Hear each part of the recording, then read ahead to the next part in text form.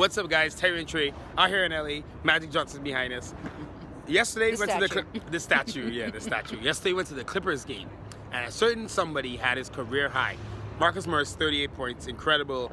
A lot of talk about Marcus Morris right now. Trade him, don't trade him. He wants to stay. But there's a point that people are missing here. I know you wanted to elaborate on this. So I want to elaborate on it, and what we mean by, if we trade Marcus Morris and we get a pick, a lot of people are like, well, do we really want that pick? It's going to be another young player. We have to understand it's not about the actual pick, but it's more so about the value of having the pick. Because remember, this game, and I'm not talking about the actual game on the court, but the game is playing moving chess pieces. So having that pick is just a valuable commodity for us to have. And that pick is something that we can then use to trade for another pick, or to trade up in a draft. Or Karl-Anthony Towns. There's just so many things that we can There's do a lot you can do with it. by owning a pick. So it's like, owning the pick is not, oh, we want to get that young player. It can be anything. It's actually owning the pick and using that as value. And we got a lot more coming. Let's talk about Marcus Morris. Take note.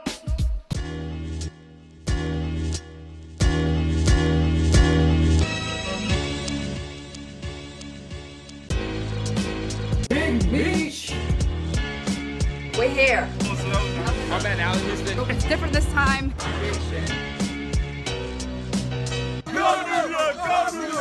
Green line, you see the support?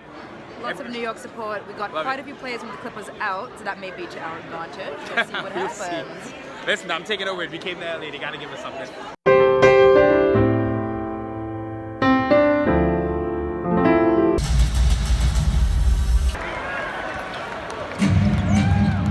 Fake comeback. You know what do you want us to say? It was fun as while it lasted.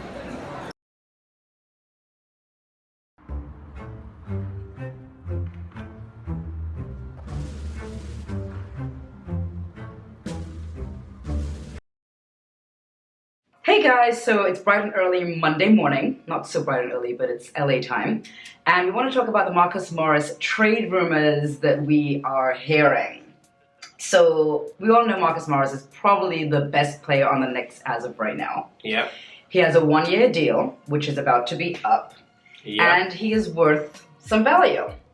Yep, so you got to trade him. So what do we have to do? You have to trade him. I know there's a lot of debate about keeping him versus trading him. You know, Marcus Morris is in every post-game interview saying everything you want to hear. And I believe him for the record. I believe that he wants to be here. He's saying things like he wants to help these young guys become who they can become. And it's beautiful. You've seen the impact it's had on Frank. You see him in RJ's ear. You see him talking to Mitch. Marcus Morris has been an amazing signing. He's been nothing but great since he's been here. He's performing way above expectations, way above his level. He's having a career high 19 points per game, shooting 45% from three, 86 from the line, taking tough 38 shots. 38 points last night. 38 points last night, career high against the Clippers. Like he's done everything you could ask for, but the reality is the Knicks are 10-26. They have 13 games left in this month. That's gonna basically decide this season. It ain't gonna change, man. I'm here to, I love our team, I love our future. I just want to be a part of, helping these young guys grow and, grow into the great players they're gonna be. Marcus Morris is the best trade asset, and it's malpractice to not at least really test the waters and see what you can get. I get it. I get that you love him. I love him too. And look, I wish we were a better team and he would have been part of a winning team.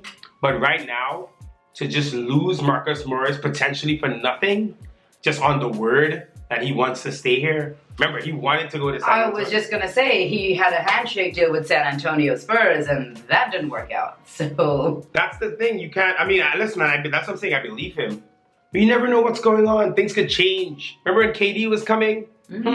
Things change. I still believe that KD might have been coming had it not been for the Achilles tear. Right. You know what I mean? Like, things change all the time. If I told you when KP tore his ACL, that I'd be the last game he played for the Knicks, you wouldn't believe You me. would not have believed that. So I'm just saying with Marcus, right? It's like, as much as he says this, let's say in the next couple months, now another team wants to pay him more money, or something happens in his life where he needs to be in another state, or whatever the case is. You don't have control over him.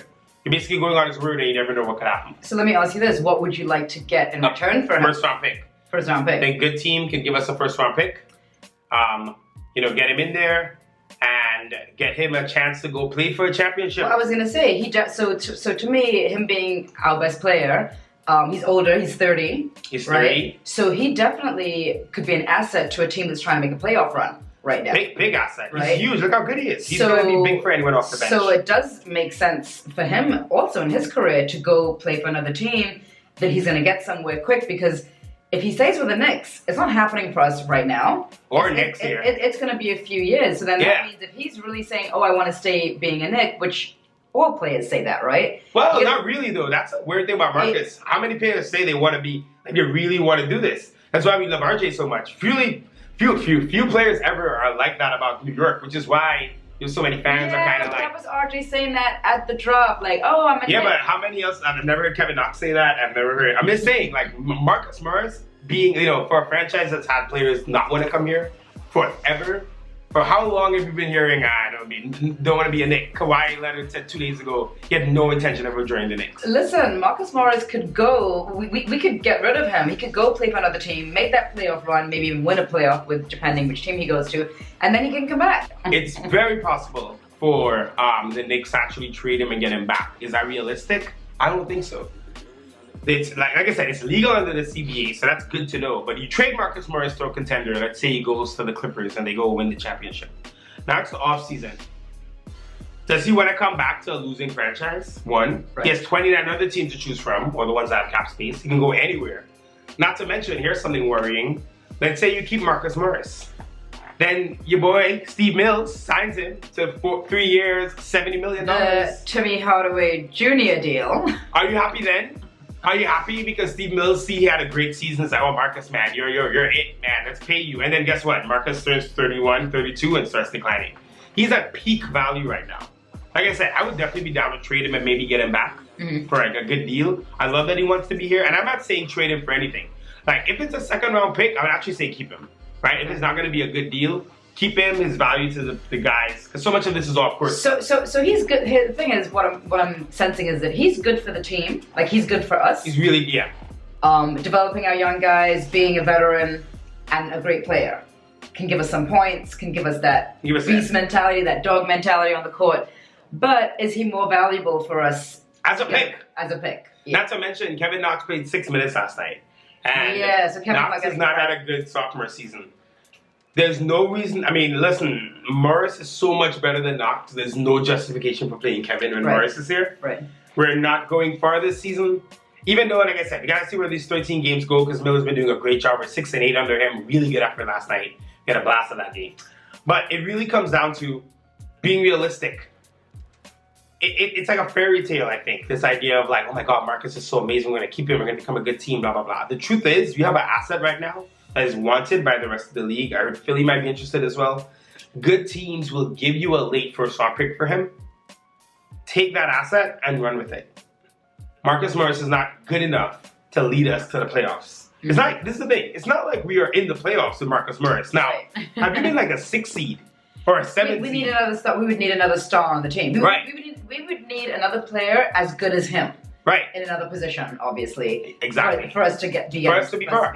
I would get this argument if we were in the playoffs right now and it was like a 7 seed. And this goes back to Fizz maybe screwing up this season before it started. Because I definitely think under Miller we might be like 15 and 21 or something like that instead of 10 and 26.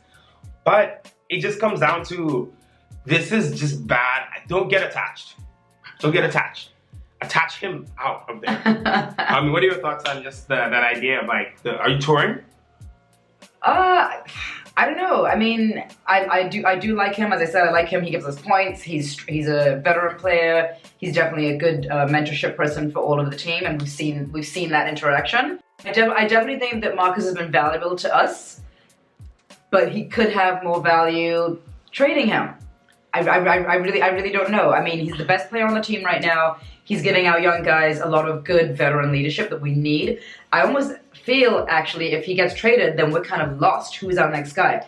Possibly Taj, because he is also that person. But I don't know if I don't want to say like respect. I haven't seen him interacting with them as much. And I have no idea. We're not in training. We don't really know what the relationship is. I mean, what's it falling apart? We're 10 and 26. meaning, you know what I mean? We're just meaning the like... team isn't going to start fighting because he's not there.